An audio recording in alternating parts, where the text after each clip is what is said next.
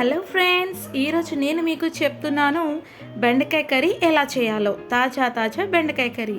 ఎందుకు బెండకాయ కర్రీ చేస్తున్నానో తెలుసా? ఎందుకంటే మా హస్బెండ్కి బెండకాయ కర్రీ అంటే చాలా ఇష్టం అండి. అందుకనే ఈరోజు బెండకాయ కర్రీ లంచ్కి ప్రిపేర్ చేస్తున్నాను.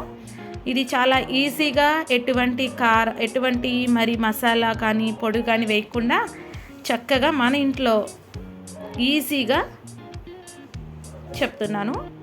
ఫస్ట్ ఒక స్మాల్ కుక్కర్ తీసుకున్నాను దీనికోసం.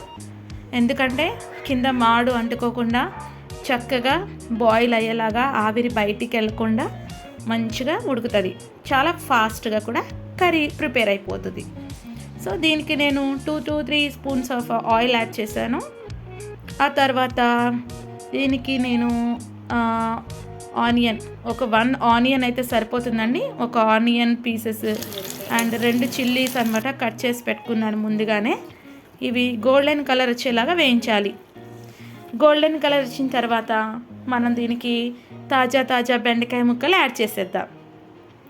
యాడ్ చేసి లైట్గా సాల్ట్ తగినంత, మనకి మీకు ఏది సరిపడేంత సాల్ట్ వేసేసి ఆ తర్వాత మరి కొంచెం పసుపు కూడా వేయండి. ఒక 1 స్పూన్ సరిపోతుంది. పసుపు కూడా వేసి చక్కగా నీట్గా కలుపుకొని మూత పెట్టేయండి. ఇప్పుడు ఆవిరి మీద చక్కగా ఫాస్ట్గా ఉడికిపోతుంది బెండకాయ. ఆ ఉడికిన తర్వాత అప్పుడు దీనికి మనం యాడ్ చేద్దాం టమాటో పీసెస్ యాడ్ చేసుకుందాం. టమాటో పీసెస్ యాడ్ చేసి లైట్గా కారం కూడా వేసుకుంటే చక్కగా మళ్ళీ ఇప్పుడు ఆవిరి మీద ఉడకబెట్టండి. ఈ లోపల మనం ఒక గోరంత చింతపండు తీసుకొని నానబెట్టుకున్నాం.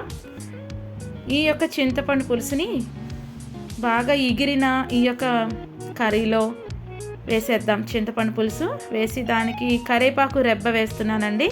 ఎందుకంటే ఆకులు తుంచేస్తే తినేటప్పుడు అడ్డం వస్తుంది, బాగోదు. అందుకని రెబ్బ వేసేసిన తర్వాత కర్రీ ఉడికిన తర్వాత ఈ రెబ్బ మళ్ళీ తీసేస్తారన్నమాట.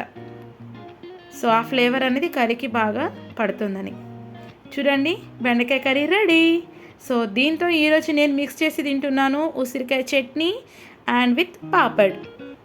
ఈరోజు లంచ్ ఈ విధంగా ఎండ్ చేశాను, స్పెషల్లీ మా హస్బెండ్ కోసం. మీరు కూడా మీ హస్బెండ్ కోసం ఇలా స్పైసీ బెండకాయ కర్రీ ట్రై చేయండి.